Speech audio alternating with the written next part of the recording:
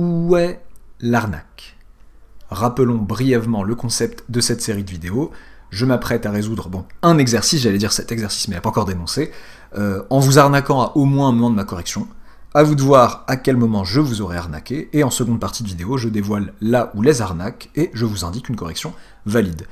Évitez la section commentaires avant d'avoir essayé par vous-même, blablabla, pour pas vous faire spoiler. Et si vous avez un spoil à émettre en section commentaires, enfin en tout cas un commentaire qui irait dans le sens du spoil direct ou non, merci de bien vouloir le préciser en début de commentaire. C'est parti, c'est un problème très très classique. Comment dire, la mauvaise réponse est aussi très très classique.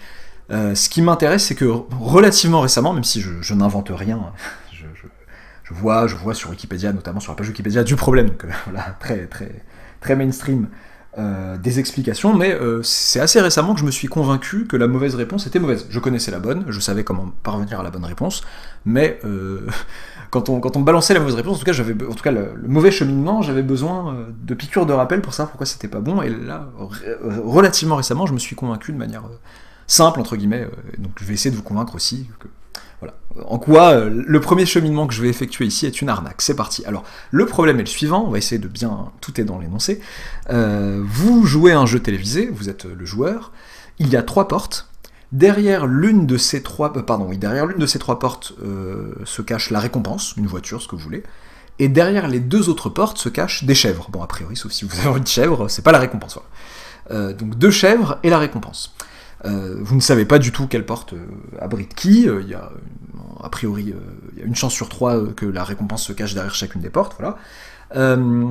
Vous choisissez la porte 1, enfin vous avez une porte à choisir, en fait le jeu se produit ainsi, vous avez regardé plusieurs parties du jeu, vous savez comment ça se passe, vous devez choisir une porte, en l'occurrence vous avez choisi la porte 1, vous ne l'avez pas encore ouverte, l'animateur, avant de poursuivre, vous dit attendez, je vais ouvrir une porte. Alors, je vais expliquer comment il ouvre la porte, en tout cas, il ouvre la porte 3, et on se rend compte que derrière la porte 3, il y a une chèvre. Bon, je vais pas du tout m'amuser à dessiner des chèvres, je suis très mauvais en dessin, waouh, on dirait plutôt, on dirait un loup, tant pis. Alors, alors avec peut-être ça fera une chèvre. Ok, soit dit en passant, l'un des premiers commentaires que j'ai reçus sur la chaîne, c'est un gentil commentaire, qui me disait « Goat ». Et je jure, bon, ça fait vraiment vieux, mais c'est pas le cas, hein, j'ai des amis qui savent ce que c'est, qui suivent un peu le foot, etc. Et je pensais qu'ils m'insultaient, pourquoi ils me traitent de chèvre et tout, en fait, voilà. c'est quelque chose de gentil, voilà. Alors, j'ai failli répondre à un truc désobligeant en plus, pour de vrai.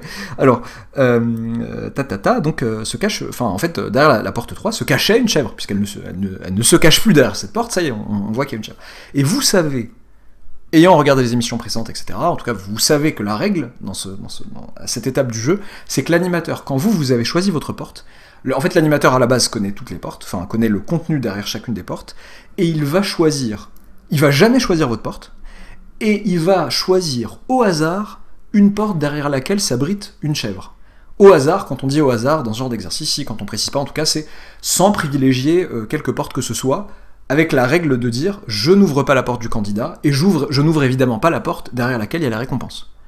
J'ouvre une porte contenant une chèvre au hasard, derrière laquelle il y a une chèvre au hasard parmi celles qui me sont permises avec ces règles-là, pas la porte du candidat, pas la porte du candidat et pas la porte gagnante. Voilà.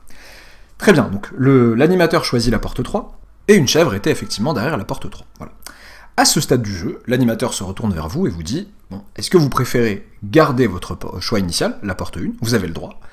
Est-ce que vous voulez garder ce choix, ou est-ce que vous voulez plutôt opter pour la porte 2 ? Vous avez le droit de changer d'avis maintenant. Et la question qui est posée, c'est est-ce que le joueur a intérêt à garder la porte 1 ou à opter pour la porte 2 ? C'est parti. Vous pouvez vous donner... Allez, bon, c'est vraiment tout niveau. Ça peut être attaqué dès la terminale, bon, un peu dur. Moi, c'est plus pour des cols de deuxième année que j'avais opté pour cet exercice, de début de chapitre sur les probas, etc. Mais voilà, donc c'est vraiment tout niveau. Vous pouvez vous donner, si je parle à un élève de première année, une quinzaine de minutes de réflexion, de recherche avant de regarder la correction, peut-être... Enfin, un an, ça dépend. Hein, ça peut être difficile, enfin, vous pouvez... voilà. Il n'y a pas de temps conseillé. Allez, c'est parti. Correction frauduleuse. Bon. Je vais poser des événements. Je vais dire... G1, G2, G3, GI, la récompense est derrière la porte I. se trouve, j'aurais pu dire, se trouve derrière la porte I. Ok. G1, c'est l'événement, la récompense se trouve derrière la porte 1. G2, c'est l'événement, la récompense se trouve derrière la porte 2. G3, c'est l'événement, la récompense se trouve derrière la porte 3, sans aucun a priori. Enfin, c'est aléatoirement, initialement, sans qu'on ait ouvert les portes, voilà, des événements correspondants. La probabilité de chaque GI est égale à 1/3. On pourrait dire, non, mais attends, là, il y a une chèvre, là, on sait que non. Bah, en fait, non, bien sûr, on conditionnera avec des sachants que de ce qu'on a appris, mais P de G1 égale P de G2 égale P de G3 égale 1/3. Ok, et la question que je me pose, c'est est-ce que j'ai intérêt ou non à changer de porte? Pour savoir si on a intérêt, voilà, en deux mots, si on a intérêt à changer de porte, on c'est le candidat, le joueur, si on a intérêt à changer de porte, il faut calculer. Que faut-il calculer? Il faut tenir compte de ce qu'on sait. On sait que la porte 3 n'est pas gagnante, on sait que la porte 3 est perdante. Donc G pour gagnante, P2, donc G2, donc la probabilité que la porte 2 soit gagnante, sachant, maintenant qu'on a une nouvelle information, qui est que la porte 3 est perdante, sachant G3 barres. Ok, bon bah c'est ce qu'on va faire. P de G2, sachant G3 barres, qu'est-ce que ça fait? Eh bah ça fait tout simplement P de G2, alors bon, bah, je fais du zèle excessif, mais G3 bar est un événement de probabilité non nulle, donc ce qui permet d'écrire ça, P de G2 inter G3 bar, divisé par P de G3 bar, voilà, permettre cette division. Ok, et donc de définir la probabilité conditionnelle. Ok, donc P de G2 inter G3 bar. Bon bah en fait, G2, oui, j'ai oublié le 2, G2 inter G3 bar. Bah, en fait, l'événement G2 inter G3 bar, c'est l'événement G2. C'est l'événement qui vous dit, la récompense se trouve derrière la porte 2, et elle ne se trouve pas derrière la porte 3. Oui, d'accord, mais en fait, elle se trouve derrière la porte 2, puisqu'il n'y a qu'une récompense. Donc si vous me dites qu'elle est derrière la porte 2, pas besoin de me dire qu'elle n'est pas derrière la porte 3. G2, ça c'est P de G2, en fait, tout simplement. G2 étant inclus dans G3 bar. P de G2 divisé par P de G3 bar. Ok. P de G2, bah, c'est 1/3. P de G3 bar, eh bien c'est la probabilité que la récompense se trouve derrière la porte 1 ou la porte 2, bah, c'est 2/3 du coup. Je me retrouve avec du 1/3 sur 2/3, je me retrouve avec du 1/2. Bon. Réponse. Nous n'avons pas intérêt à changer de porte ou non, enfin ça ne change rien. On peut conserver notre choix comme on pourrait. On peut conserver le choix de la porte 1 comme on peut changer de porte.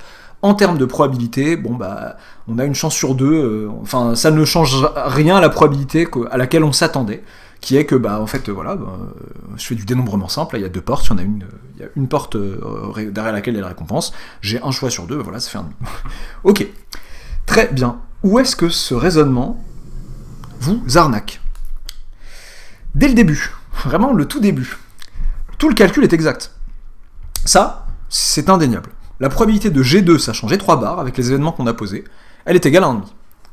L'arnaque, ce que j'aime bien là, c'est l'arnaque, c'est il faut calculer ça. Oui, P de G2 sachant G3 bar, ça me fait ça, mais il fallait pas calculer ça. Parce qu'en fait, là, ce que vous calculez, c'est la probabilité de G2 sachant une information qui est incomplète.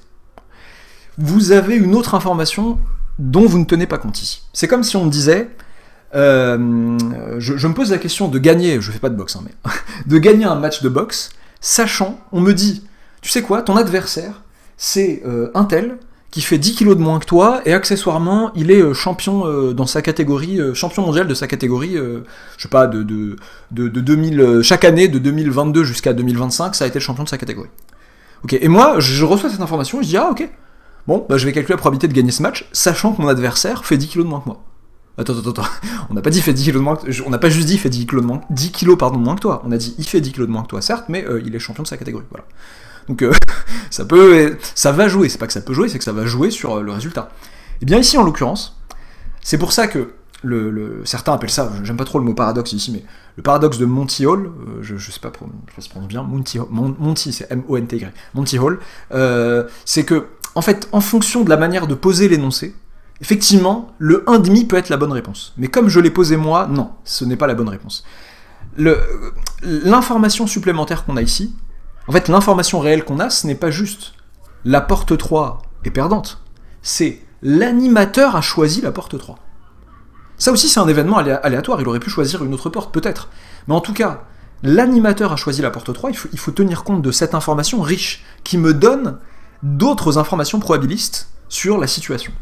Et en fait, en réalité, ce qu'il faut faire ici, c'est de dire, bon bah ok, pourquoi pas les événements G1, G2, G3, mais on va poser AI, l'animateur choisit d'ouvrir.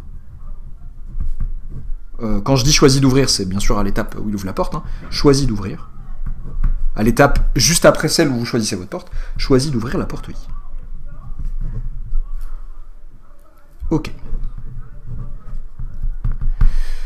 Alors, tac, tac, tac. Et nous, ce qu'on a, nous, c'est en fait ce qu'on veut calculer, donc c'est P2, cette fois-ci de G2, non pas sachant G3 bar, mais sachant A3. L'animateur a fait le choix d'ouvrir la porte 3.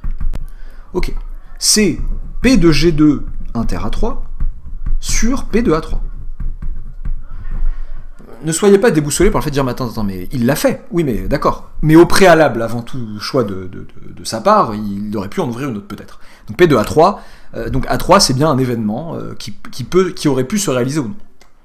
Ok. P de G2 inter A3 sur P de A3. Bon, bah, pour P de G2 inter A3, là, on va essayer de renverser le conditionnement en disant, bon, bah, en fait, c'est P de G2 fois P de A3 sachant G2. Ça fait un peu manipuler vos formules, c'est pas mal. Divisé par P de A3. Bon. P de A3 va peut-être nous poser un petit problème. Mais P de G2 fois P de A3 sachant G2, ça va, parce que P de G2 c'est un tiers, et P de A3 sachant G2, c'est que en sachant plutôt que la porte 2 est gagnante, quelle était la probabilité qu'il choisisse la porte 3, que l'animateur ouvre la porte 3, c'est ça que je veux dire. Imaginez une situation où on sait que la porte 2 est gagnante. On a dit l'animateur n'ouvre pas notre porte à nous, et il n'ouvre pas la porte gagnante. Bah, P de A3 sachant G2 c'est 1. Dans cette éventualité-là, en sachant que G2 s'est réalisé, ça fait 1 en fait. Donc j'ai 1 tiers fois P de G2, donc c'est 1 tiers fois 1, la probabilité de A3 sachant G2, sur P de A3. P de A3 reste un petit mystère qu'on va résoudre. Ok, 1 tiers fois 1 sur P de A3. Ok. Alors, P de A3, comment on calcule P de A3 ? Ma petite formule des probabilités totales. Bon, là j'aurais peut-être dû préciser mon système complet d'événements au préalable.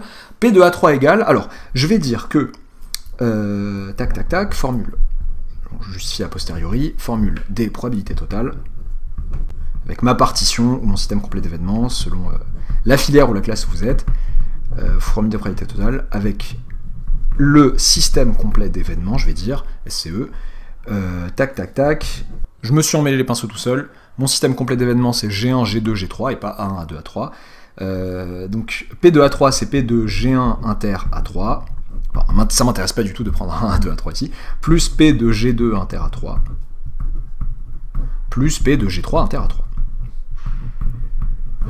Ok, bon, bah ça me fait P de G1, formule des probabilités conditionnelles, P de G1 fois P de A3 sachant G1, plus P de G2 fois P de A3 sachant G2, et ça d'ailleurs je fais du zèle inutile parce que ça a déjà été calculé là-haut, c'est un tiers tout ça, plus P de G3 fois P de A3 sachant G3.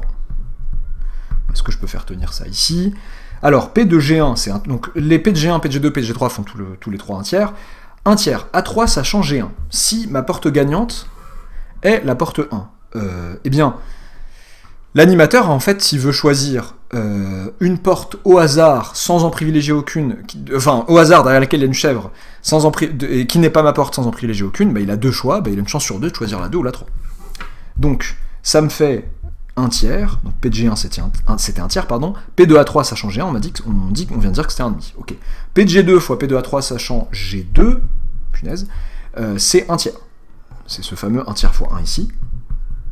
Et P de G3 fois P de A3 sachant G3, bah, P de A3 sachant G3, si la porte 3 avait été gagnante, l'animateur n'aurait pas pu la choisir. On a dit, la règle c'est qu'il choisisse parmi les portes perdantes, qui ne sont pas ma porte à moi. Mais là, il ne peut pas prendre une porte gagnante, donc P de A3 sachant G3, ça fait 0. Donc il me reste ça. Donc j'obtiens le fait que P de A3, le dénominateur P de A3 est égal en fait à 1 tiers fois 1 demi plus 1 tiers. Donc 1 sixième plus 1 tiers. 1 sixième plus 1 tiers, ça fait donc 2 tiers, n'importe quoi. Ça fait donc 1 sixième plus 2 sixièmes, ça fait donc 3 sixièmes, ça fait 1 demi. Vous avez du 1 tiers au numérateur, du 1 demi au dénominateur. Bon, flemme de tourner la page pour ça. Donc la probabilité de G2, sachant que l'animateur a choisi la porte 3 qui est perdante, c'est tout ça l'information, eh bien c'est 1 tiers divisé par 1 demi, c'est donc 2 tiers. La probabilité sachant le move de l'animateur, et bah du coup, son move, son choix de porte fait que effectivement la porte est perdante, mais c'est son choix aussi qui compte, le fait qu'il ait choisi ça, eh bien vous avez 2 chances sur 3 de gagner si vous prenez la porte 2, si vous décidez de prendre la porte 2 plutôt que la porte 1. Je trouve ça assez élégant qu'en fait la mauvaise réponse, en quelque sorte, ne s'appuie pas sur un faux calcul, même pas sur un faux raisonnement dans le calcul, mais elle s'appuie sur un mauvais choix initial de ce qu'il fallait calculer, ou sur un mauvais choix, une mauvaise gestion de l'information qui fait qu'on se dit il faut calculer ça. Non, non. Ce que le joueur... Et pour maintenant répondre au côté paradoxe, si l'énoncé est moins bien posé que ça, et si le joueur n'a aucune raison de savoir que le choix de l'animateur est fait de telle ou telle manière, effectivement ça pourrait diluer l'information et lui donner la sensation de se dire, bah, en fait, tout ce que je sais, je sais juste que cette porte-là, en fait, le choix de l'animateur est complètement brumeux pour moi, et tout ce que je sais, c'est cette porte-là est perdante. Et effectivement, si on changeait l'énoncé, je m'étais posé la question avec un ami, changement d'énoncé qui donnerait le 1,5, en fait, qui donnerait le fameux 1,5 qu'on a trouvé ici, si on m'avait plutôt dit, ok, donc je joue à un jeu, je choisis la porte 1, il n'y a pas d'histoire d'animateur qui m'ouvre une mauvaise porte, etc. Non, non. Il y a un événement complètement aléatoire qui se produit, j'ai aucune information sur la probabilité que telle ou telle chose se produise, il y a un dysfonctionnement, et boum, la porte 3 s'ouvre, et il y a une chèvre derrière. Et vraiment, j'ai aucune raison de considérer qu'il y a eu un choix de l'équipe, ou de l'animateur, etc. J'ai juste une info brute, la porte 3 n'est pas gagnante. Et bien là, effectivement, je penche pour ça. Pour P de G2, ça change les 3 barres, parce que c'est ce qui se passe. La seule information dont je dispose réellement, c'est, eh bien, vous savez quoi, la porte 3 est perdante. Un rocher s'abat, c'est un peu moche, enfin c'est un peu horrible quoi, je sais pas, un rocher s'abat sur les 3 portes, et boum, ah la pauvre, il y a une chèvre qui était dedans, qui était derrière, sachant qu'il aurait pu s'abattre sur la 2 ou sur la mienne, mais en fait il s'abat sur la 3, et ben voilà, j'apprends juste, voilà, information brute, la porte 3 est perdante. Et ben dans ce cas-là, la réponse au problème aurait été 1,5. Aurait été, bon bah j'ai aucune raison de privilégier ma porte ou la porte 2. Voilà. Donc en fait, ce qui se passe, ce qui rend la chose intéressante, c'est le choix de l'animateur n'est pas anodin, et il traduit et il trahit comment dire, des informations sur des probabilités qui me permettent en fait d'affiner le résultat, d'affiner la probabilité de gagner en faisant tel ou tel choix. Probabilité de gagner en choisissant la porte 2, la voici, donc en choisissant la porte 1, j'obtiendrai, enfin la voici, pardon, elle n'a pas été écrite, ouais, par flemme, 2 tiers, ben, en choisissant la porte 1, ben, j'aurai une chance sur 3 de gagner. Voilà, j'espère que ça vous aura plu, j'espère que ça vous aura permis, à plein de gens qui ont été confrontés à ce problème, qui ont eu la bonne réponse et qui n'ont pas toujours été convaincus de la bonne réponse, d'en être convaincu. Je n'invente rien, je suis allé revoir la page Wikipédia en me disant, ah, quand même, mon histoire de on n'utilise pas toute l'information, etc., je trouve ça assez original comme façon de le présenter. Eh bah bingo, non, il le présente pas tout à fait comme ça, il parle de manière un peu différente, mais ils en parlent comme ça, et je n'invente rien, mais à titre personnel, je l'ai fait tout seul, je le jure. C'est-à-dire que je me suis quand même posé en me disant, ah, tu sais quoi, ce problème, là, vraiment niveau terminal dur et tout, comment se convaincre que ce cheminement-ci n'est pas le bon, comment vraiment... En fait, on s'en convainc, on a des arguments, mais comment expliquer à un élève, dès la fin de la terminale, en fait, que ça ne tient pas la route ici. Ben, en fait, il y avait aussi une autre part du problème qui était, parfois, j'y étais confronté en le lisant dans des situations où tout n'était pas si bien explicité que ça, en termes d'énoncé. C'est-à-dire que le choix de l'animateur, le fait que l'animateur, en fait, c'est long à dire, mais c'est long à exposer, mais plus c'est long, plus c'est précis, et moins c'est rigolo. En fait, on alarme, si c'est en mode énigme, on alarme un peu on met en état d'alerte la personne qui reçoit l'énigme, et donc c'est moins rigolo. Mais il faut quand même un minimum qu'elle ait les bonnes hypothèses, quoi. Et en fait, effectivement, le fait que l'animateur choisisse au hasard, le hasard, je peux le pardonner, que quand les problèmes écrivent au hasard, on sous-entend uniforme, ok. Mais au hasard, sans choisir notre porte à nous, une porte qui est perdante, il connaît les 3 portes, bon ça, sans le dire, on le devine, qu'il connaît le contenu derrière les 3 portes, mais le fait qu'il ait aucune raison de privilégier une ou une autre des portes qui derrière laquelle il y aurait la chèvre, pourvu que ce soit pas la nôtre, c'est un peu chiant à dire et long, et bien ça c'est important pour comprendre, pour pouvoir voilà, user de cette hypothèse convenablement et en conclure ce qu'on est censé en conclure, à savoir qu'on a 2 fois plus de chances de gagner en changeant de porte dans ces conditions. J'espère que ça vous aura plu, n'oubliez pas de vous abonner si ce n'est pas encore fait, d'activer la petite cloche des arnaques, et à bientôt pour une nouvelle vidéo.